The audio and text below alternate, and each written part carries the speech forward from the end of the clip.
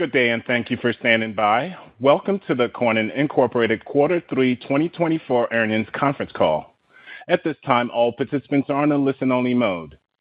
After the speaker's presentations, there will be a question-and-answer session.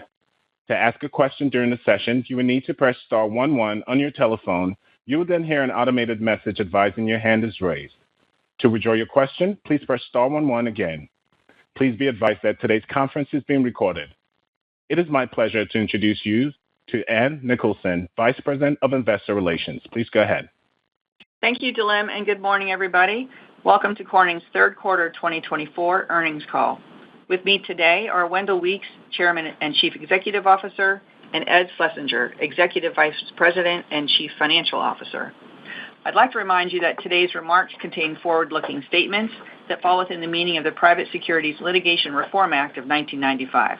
These statements involve risks, uncertainties, and other factors that could cause actual results to differ materially. These factors are detailed in the company's financial reports. You should also note that we'll be discussing our consolidated results using core performance measures unless we specifically indicate our comments relate to GAAP data. Our core performance measures are non-GAAP measures used by management to analyze the business.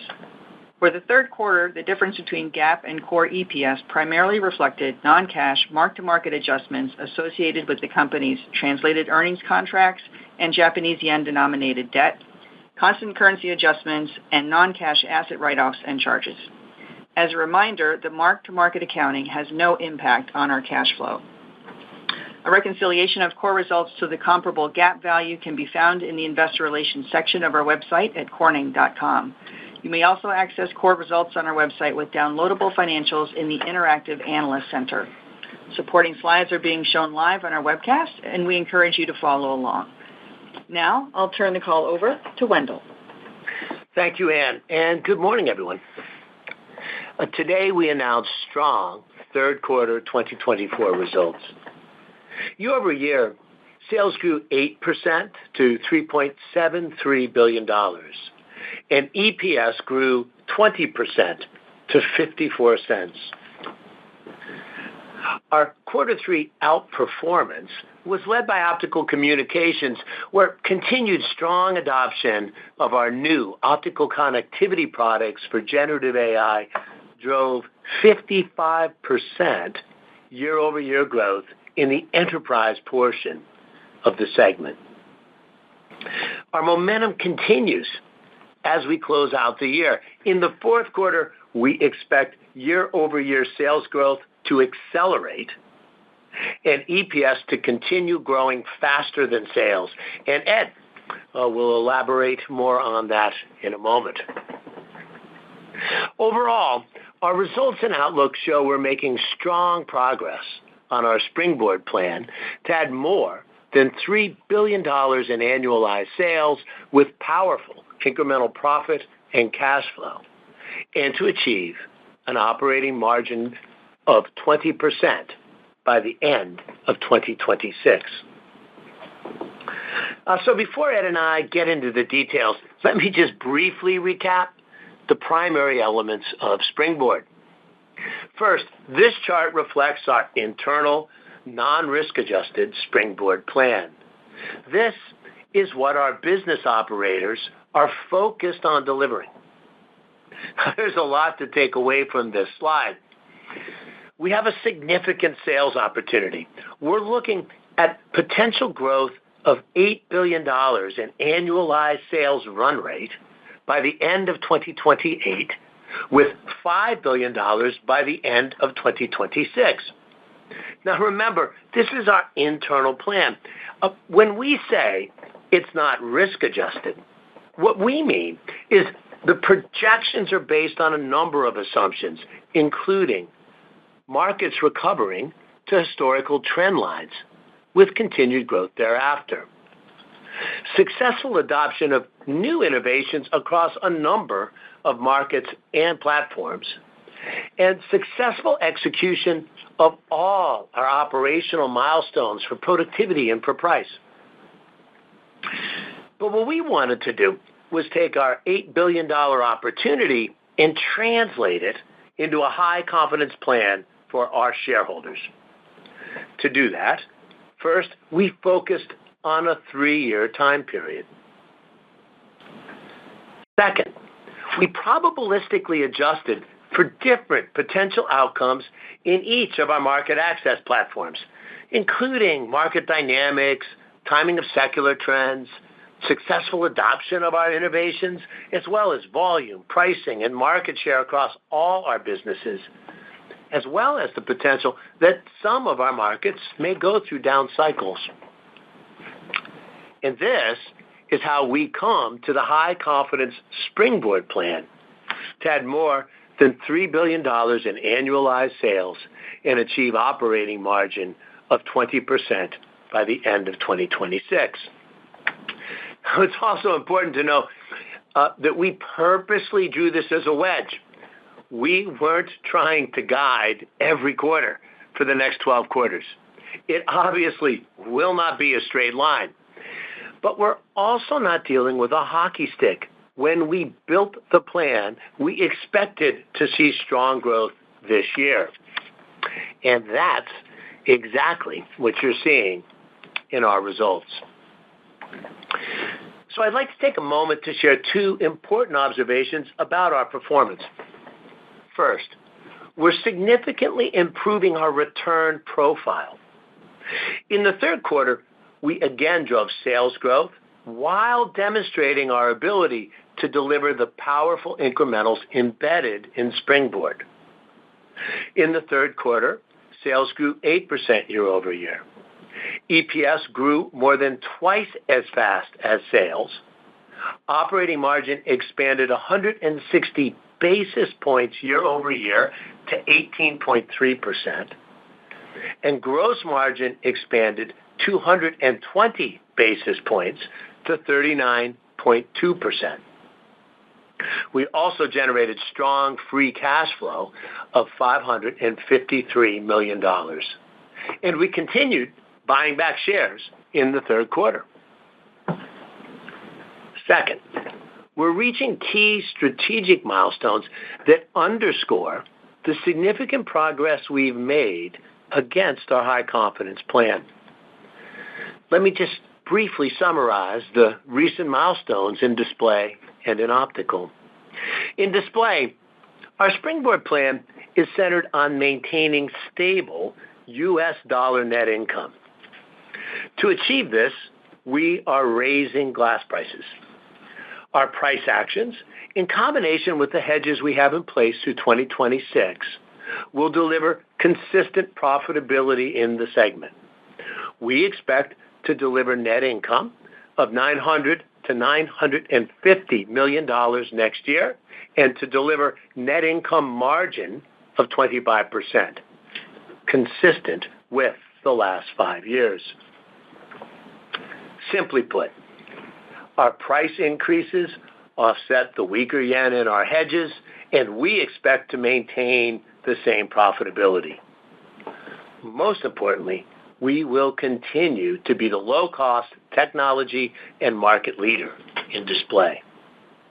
Overall, we're providing a strong base in display for our Springboard growth. In optical communications, our Springboard plan is about revenue growth as cyclical and secular trends converge to drive demand for our unique capabilities.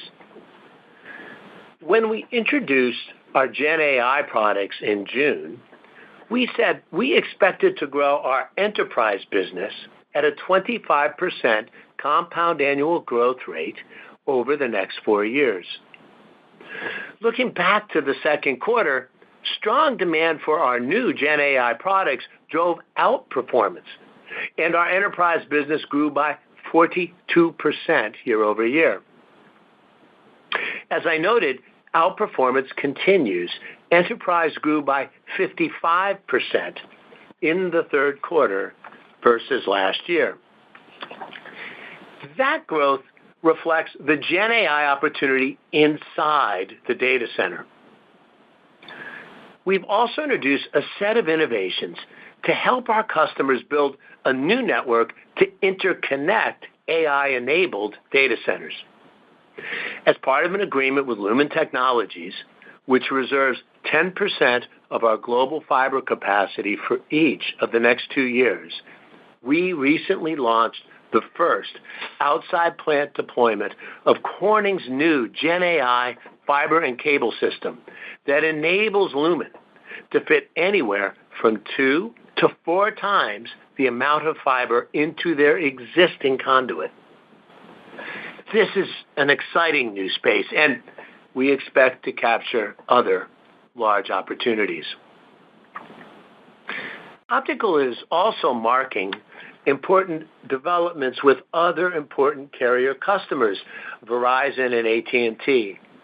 At their broadband strategy event last week, Verizon highlighted their partnership with Corning and said we're delivering technologies that make it easier for them to reach their deployment goals. They plan to significantly expand their fiber footprint from 25 million fiber passings to more than 30 million fiber passings by 2028. We also just announced a multi-year purchase agreement with AT&T to provide next-generation fiber, cable, and connectivity solutions to support the expansion of AT&T's fiber network and help bring high-speed internet to more Americans. The agreement, valued at more than $1 billion, builds on a decades-long collaboration between our companies. AT&T is expanding its network to bring world-class fiber to more people and places across the country. By using Corning's newest pre-connectorized solutions, AT&T can accelerate its network expansion and enhance network performance while minimizing deployment cost. They'll leverage our latest additions to our portfolio of connectivity solutions, which are fully compliant with the Build America, Buy America provisions of the Broadband Equity, Access, and Deployment Program. The program, known as BEAD, is part of the government's efforts to bring high-speed internet to rural communities. Stepping back. As you can see, we're 3 quarters into our 3-year Springboard plan, and we're making significant progress. Our third quarter results demonstrate the sales growth and the powerful incremental profit and cash flow we expect to deliver as we improve our return profile and march steadily toward our 20% operating margin target by the end of 2026. And we're marking significant milestones along our Springboard journey. And we have plenty of milestones ahead. In optical communications, we expect carriers to return to buying at deployment rates and for their deployment rates to increase and drive growth in 2025.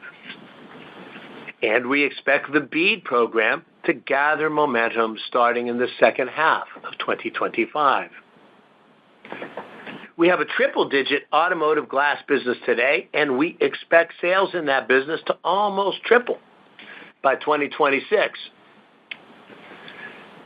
We expect recently announced U.S. EPA regulations to force gas particulate filter adoption and drive hundreds of millions of dollars of growth for us in the U.S. alone, with sales starting in 2026. Finally, we plan to launch a new solar market access platform. Overall, we positioned our businesses to benefit from a convergence of cyclical and secular trends to drive growth across the company through 2026 and beyond. We'll continue to update you as we hit significant milestones. Now, let me turn it over to Ed for some more detail and perspective on the quarter, as well as Springboard. Thank you, Wendell. Good morning, everyone. As you just heard, we had an outstanding quarter. Year over year, Q3 sales grew 8% to $3.73 billion, and EPS grew 20%, more than twice the rate of sales to 54 cents, with operating margin expanding 160 basis points to 18.3%. We also generated free cash flow of $553 million. Our outperformance was led by optical communications. Sales grew 36% year over year, and sales in the enterprise business grew 55%, driven by continued strong adoption of our new optical connectivity products for generative AI. We expect our momentum to continue. In the fourth quarter, we anticipate year-over-year sales growth to accelerate and EPS to again grow faster than sales, with sales up about 15% to approximately $3.75 billion, and EPS up approximately 40% in the range of 53 to 57 cents. Today, I'll provide more detail on our Q3 results and Q4 outlook, as well as put them into the context of our overall Springboard plan. As a reminder, a key component of our plan is to deliver powerful incrementals. We have the capacity and technical capabilities in place to add more than $3 billion in annualized sales by the end of 2026 with minimal cash investment. And the cost and capital are already reflected in our financials. This means that we expect to grow profit significantly faster than sales, and that's exactly what we're seeing in our third quarter results. So let's dive in. In optical communications, sales for the third quarter were $1.2 billion, up 36% year over year, and net income for the quarter was $175 million, up 92% year over year, as we delivered strong incremental profit on the higher volume. In our enterprise business, sales were up 55% year over year, driven by continued strong adoption of AI-related connectivity solutions. This marks another record quarter in this business and adds to our confidence in our plan to grow enterprise at a 25% compound annual growth rate from 2023 to 2027. We also grew year over year in our carrier business in the third quarter.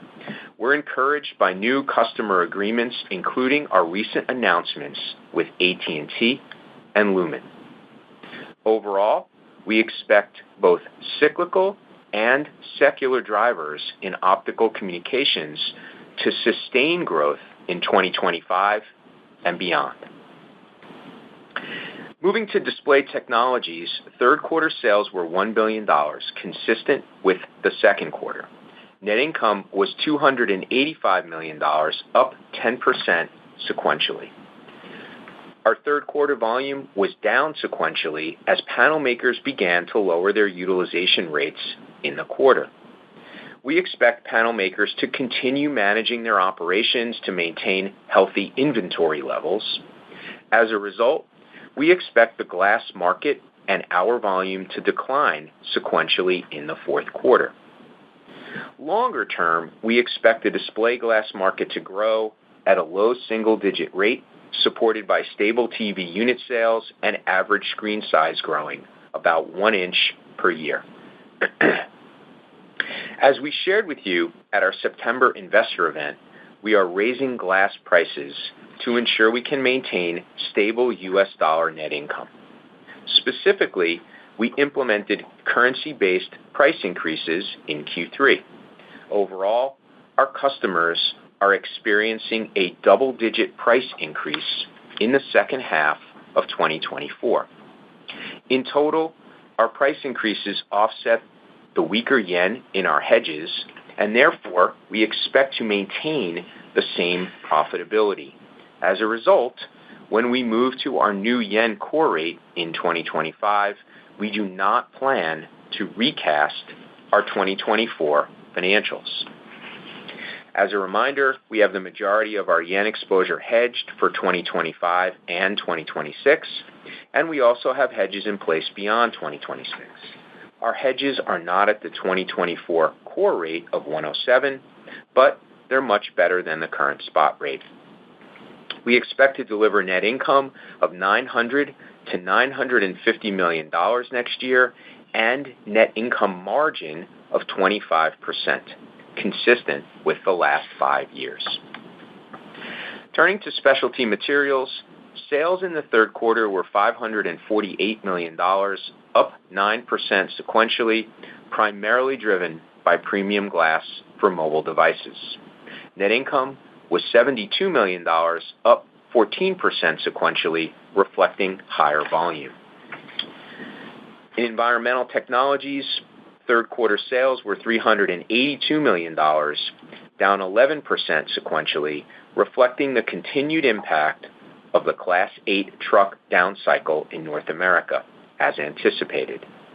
Net income of $75 million was down sequentially, reflecting lower volume. We expect the heavy-duty market weakness to continue and sales in environmental to remain muted in the fourth quarter.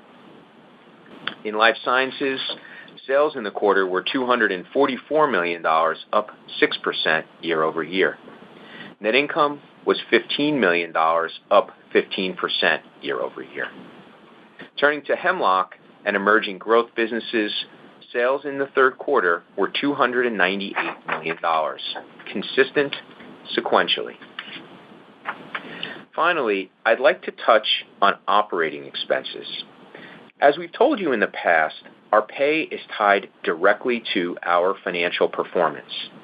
As our performance has accelerated this year, we have increased our variable compensation accruals accordingly. This leads to temporarily higher operating expenses in the back half of 2024. With that, I'd like to shift gears and put our third quarter results and Q4 guidance in context of Springboard and update you on how we are tracking against the plan. This chart shows both our non-risk-adjusted $5 billion sales plan and our $3 billion high-confidence sales plan. So, how are we doing? Let me first explain the $1.84 billion dot point you see on the chart. Our Q3 2024 sales were $3.73 billion. Our Q4 2023 sales, which is our Springboard starting point, were $3.27 billion. So, our sales were $460 million higher in Q3 2024 than in Q4 of 2023. And when you annualize that, you get to $1.84 billion. Therefore, we're currently tracking at a $1.84 billion incremental annual sales run rate against our $3 billion plus target. And that trend continues into quarter four. The additional sequential growth implied in our Q4 guidance increases our run rate in the fourth quarter to $1.9 billion. As we shared in September, our Springboard plan includes an operating margin target of 20% by the end of 2026. This target leads to an improving return profile with profitability growing significantly faster than sales. You can see this in our third quarter results, where EPS grew 20% year over year, more than twice as fast as the sales growth rate. Additionally, our operating margin was 18.3%. This represents a 200 basis point improvement from our starting point of 16.3% in Q4 2023.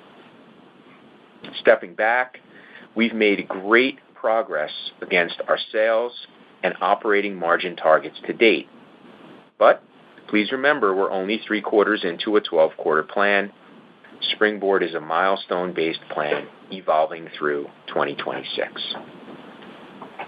And finally, we expect to generate significant cash flow over the Springboard timeframe because we already have the capacity and technical capabilities in place to add more than $3 billion in annualized sales by the end of 2026. For the year, we've reduced our capital expenditures to approximately $1.1 billion. So, let me spend a minute on capital allocation. Our priorities remain the same. We prioritize investing for organic growth opportunities. We believe this creates the most value for our shareholders over the long term. We also seek to maintain a strong and efficient balance sheet, and we're in great shape here. We have one of the longest debt tenors in the S&P 500. Our current average debt maturity is about 23 years, with only $1 billion in debt coming due over the next 5 years. And we have no significant debt coming due in any given year. Finally, we expect to continue our strong track record of returning excess cash to shareholders. And because of our growing confidence in Springboard, we started to buy back shares in the second quarter, and we continue to do so in the third quarter. So, as I wrap up today, I'd like to reiterate that we had an outstanding third quarter. We're tracking ahead of our Springboard plan. We expect continued strong performance in Q4 with year-over-year sales growth accelerating and EPS again growing faster than sales. And we expect to sustain our momentum in 2025 and beyond. We look forward to updating you as we continue to make progress. With that, I'll turn it back to Ann. Great. Thank you, Ed. We're ready for our first question. Thank you. As a reminder, to ask a question, you will need to press star 11 on your telephone. To withdraw your question, please press star 11 again. Please stand by while we compile the Q&A roster. And I show the first question comes from the line of Samik Chatterjee from JP Morgan. Please go ahead. Hi. Thank you for taking my questions. And I guess for the first one, if I can start with the agreement that you signed with AT&T. And Wendell, you spoke about the opportunity there, but if you can just more sort of dive into the details in relation to how much of that is sort of an incremental opportunity that you're seeing relative to some of the existing business that you do with AT&T as on an ongoing basis. And sort of a broader question to the fiber opportunity is there something that's fundamentally changed? The question we're getting a lot from investors is in terms of fiber utilization, is there something that's fundamentally changed that is going to drive a significant cycle on the fiber side just because fiber utilization has changed over the last few years? Can you help us think about that more on a longer-term basis as well? Thank you. And Samik, a question for you on clarification. When you say fiber utilization, you mean? In the more telecom networks, but in relation to the investment in fiber over the years, has something changed in relation to being a lot more congested on fiber or very high fiber utilization already and seeing that drive of a significant cycle, or are we sort of extrapolating just the amount of announcements, not really looking at the utilization, which is still probably low? Totally understand. Thank you, Samik. I would divide this really into two major sections. The first, let's address the AT&T announcement. That's really our carrier segment, and it's part of the cyclical upward trend that we identified as part of our Springboard plan. That we're viewing this to be very much in line with Springboard and an encouraging sign for us that we can expect the carrier spring to activate sometime here in the near future. We're not calling that yet because we'd like to see a couple more quarters of the actual order rate and the actual deployment rates. But it's certainly encouraging, and this is what we mean by one of the cyclical trends in our Springboard plan for optical. So encouraging, but we're not yet calling the spring activated.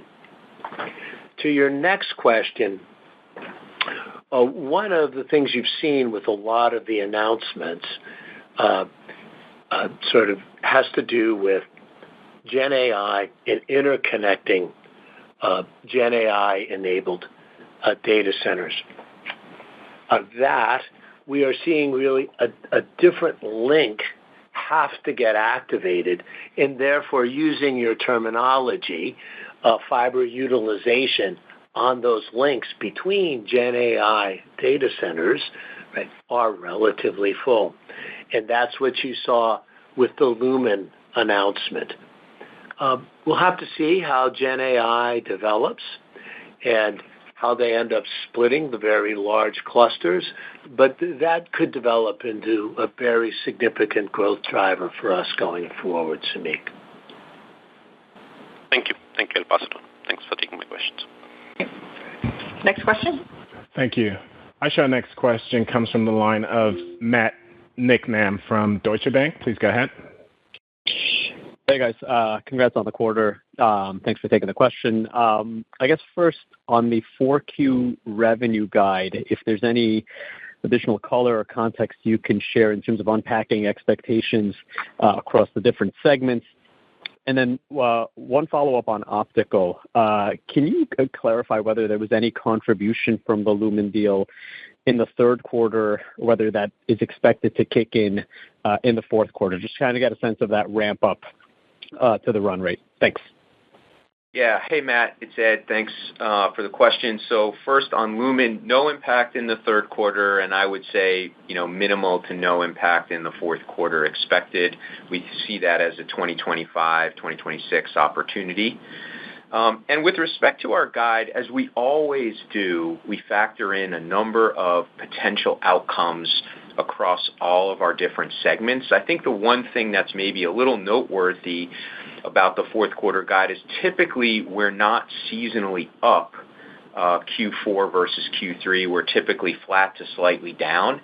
So we're seeing a lot of positive momentum in general, in particular in optical communications, but in general, I think that's what's driving us to guide ourselves a little bit above normal seasonality. Great. Thank you. Next question. Thank you. Our next question comes from the line of Steven Fox from Fox Advisor LLC. Please go ahead. Hi, good morning, guys. Two questions from me, if I could. Real quick on the cash flows. Ed, can you put a little bit of context around the free cash flows you generated in the quarter? I think it was the best I've seen from you guys since 2018 in the third quarter. How do we put that in perspective with future free cash flows? Was there any one-time things we should think about?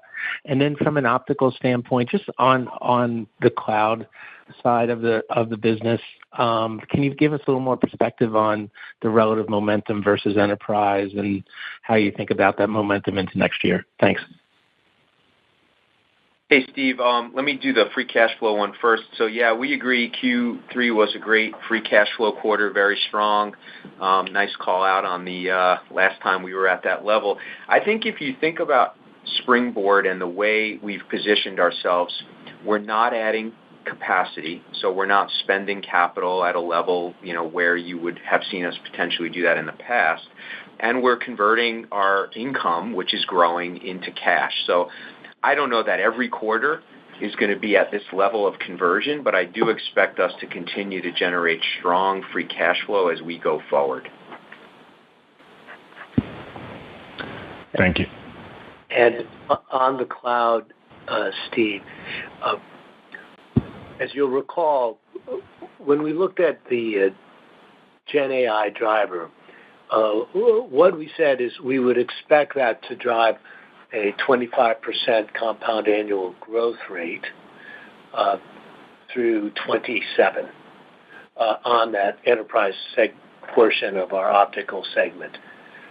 Obviously, we are growing a lot faster than that at this time, and our momentum is very strong. We'll be reflecting more on that, and when we get together at the investor event in quarter one of next year, we'll update with our latest architectural thoughts and our various modeling to see how we feel about that long-term guidance.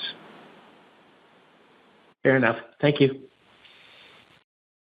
Thank you. Thank you. And I show our next question comes from the line of Wamsi Mohan from Bank of America. Please go ahead. Yes, thank you so much. similar to cash flows, gross margins also were very impressive in the quarter, north of 39%. I'm wondering if you can unpack that a little bit in terms of the drivers there. How much of that was mix versus leverage?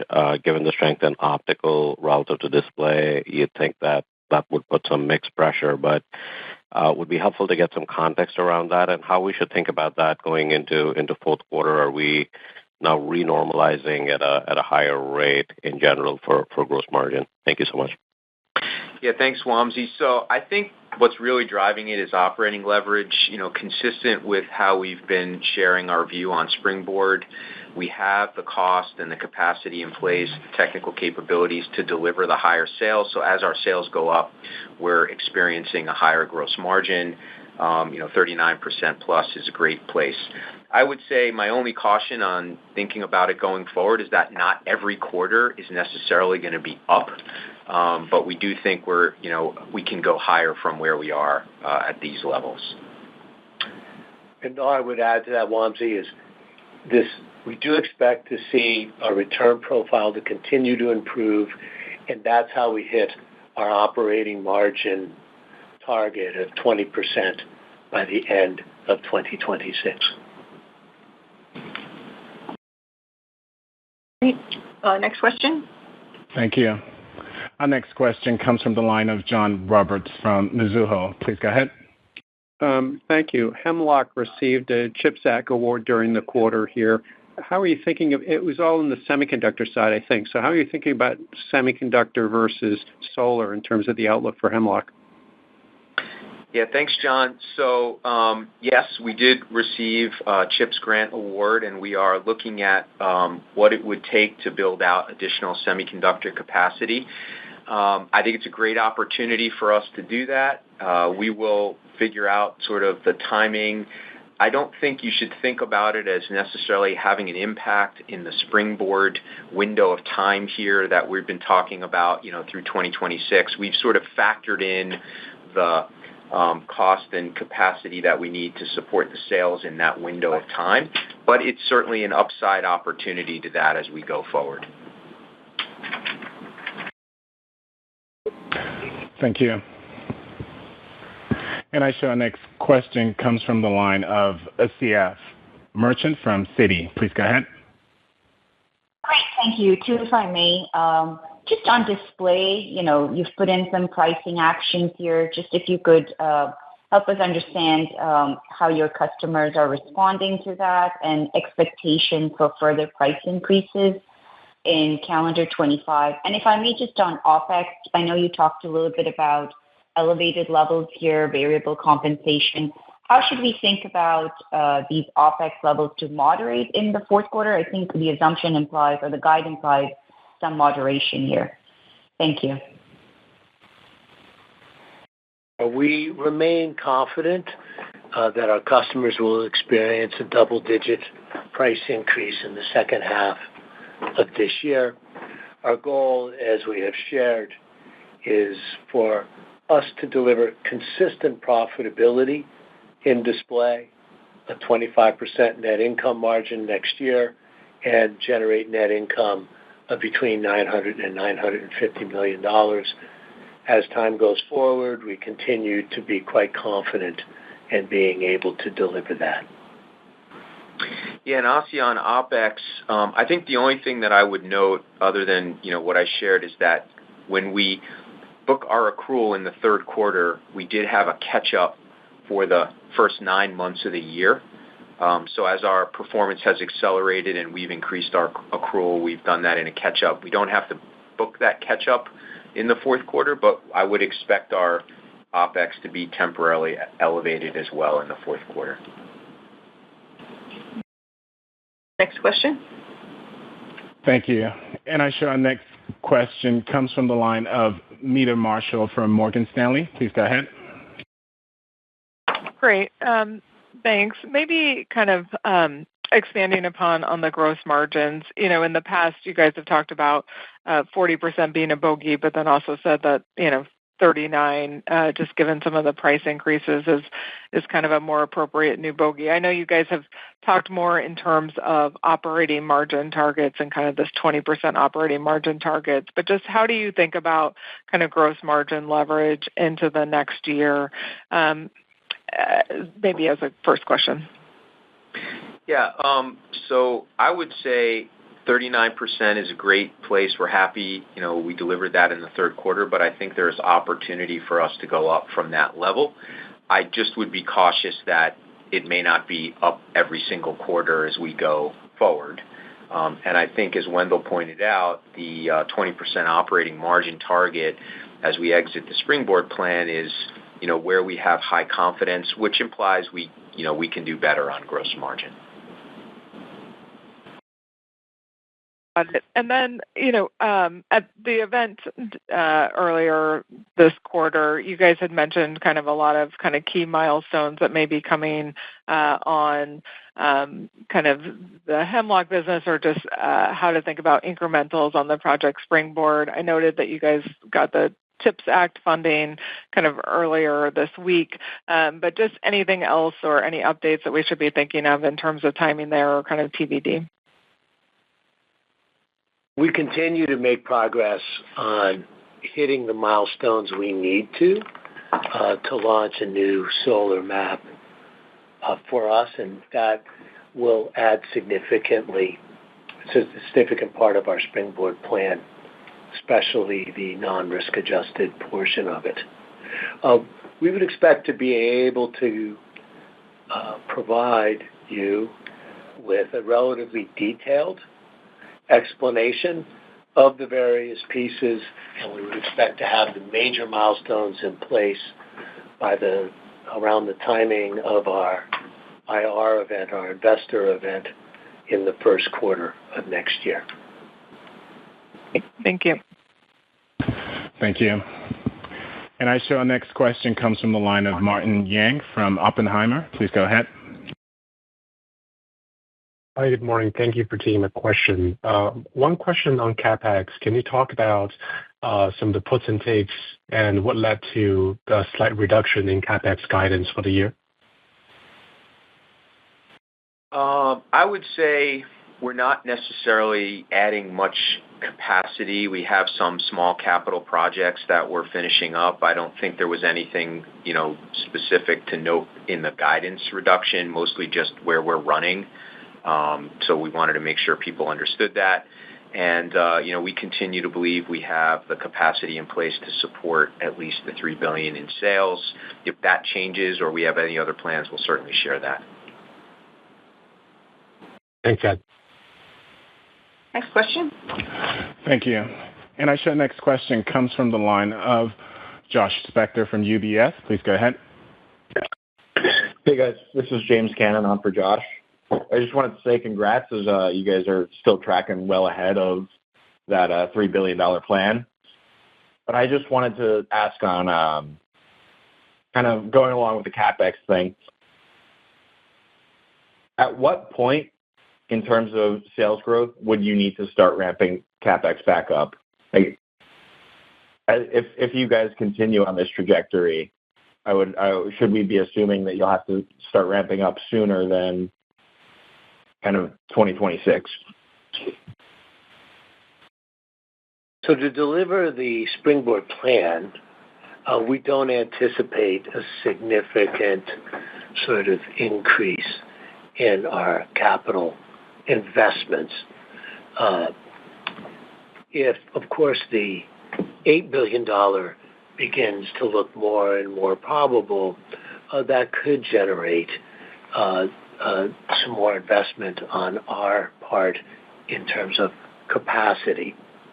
What you see in our capital today is much more aimed at continued productivity improvement, as well as reconfiguring some of our factories to produce some of our new Gen AI product sets. So it's cost a lot less for us to tailor our equipment and to upgrade than it does to put in place a significant new plant and equipment.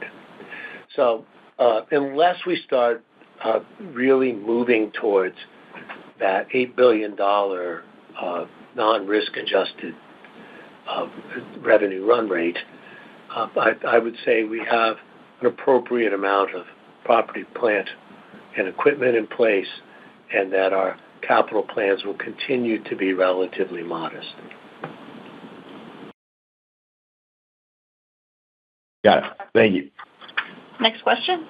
Thank you. Our next question comes from the line of George Notter from Jefferies LLC. Please go ahead.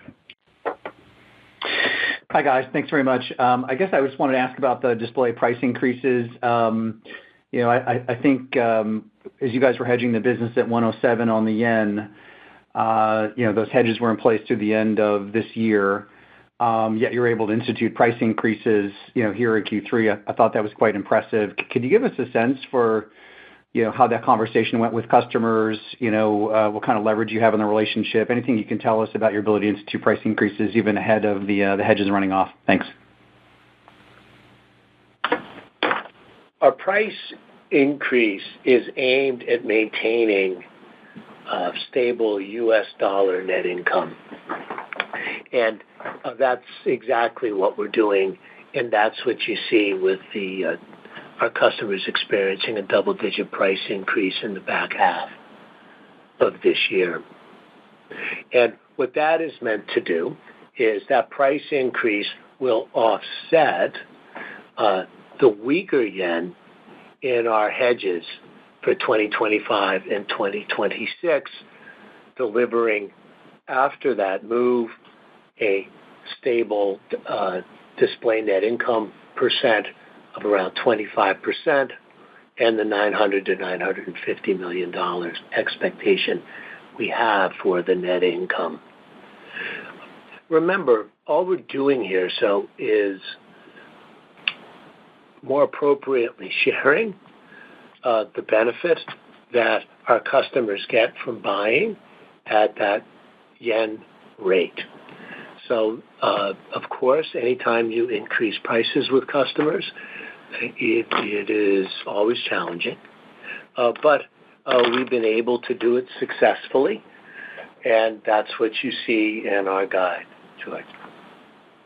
Got it. And then any sense for where the new hedge rate will wind up as we roll into next year? Thanks. Yes, but we will plan to share that as we turn the year. We just want to make sure everything is in place in all of our commercial agreements before we are too forthcoming on where our hedges are at. Okay. Thank you very much. Appreciate it. Thank you. And I share our last question in the queue comes from the line of Tim Long from Barclays. Please go ahead. Thank you. Two-parter, if I could, on optical. First, looks like obviously a good recovery going on here. On the carrier side, still meaningfully below the levels we saw a few years ago. Could you talk about that piece? Will these new agreements, do you think, get you back to those 2021, 2022 levels for the carrier piece over the next year or two? And then secondly, you just talk a little bit about the op margin, despite being a lower overall base than what we saw in those peak years. Margins are pretty comparable. So is this all mixed? And does that mean if we move higher from here, that we could see above, historic margins for that optical business going forward as the business scales further from here? Thank you. Okay, Tim, let me start with carrier. I think it's too early. First, your observation is correct. We are seeing carriers still at a relative cyclical low, as we have talked about before. I think it's still a little too early for us to be able to confidently call the turn. But you are quite right in observing that all of these customer announcements show carriers leaning into we have to increase deployments. And they're establishing with their lead technology partner, who is us, the necessary capacity reservations to facilitate those builds. So you're right, it's very encouraging, but we just don't have enough evidence yet, Tim, to reach a conclusion on that spring is activated. And we'll keep you posted as we go forward. Yeah, and Tim, on your margin question, I just want to clarify, you're specifically talking about optical? Yeah, just in the optical business, correct. So I think the thing to think about is it ties a little bit with what you asked in terms of your first question, right? So our sales are starting to get back close to the peak level, but we haven't yet filled all of our capacity, right? We have capacity in place to support a higher level. So I actually think we can improve our margins in optical as we fill that capacity and grow from here, which we expect to do. So I do think our margins accrete up in optical. Okay, thank you. Thank you, Tim. Thank you, Dilem, and thank you, everybody, for joining us today. Before we close, I wanted to let you know that we are going to attend the UBS Global Technology Conference on December 3rd, and we'll be scheduling management visits to investor offices in select cities. Finally, a web replay of today's call will be available on our site starting later this morning. Once again, thank you all for joining us. Dilem, that concludes our call. Please disconnect all lines. Thank you. This concludes today's conference call. Thank you for participating. You may now disconnect.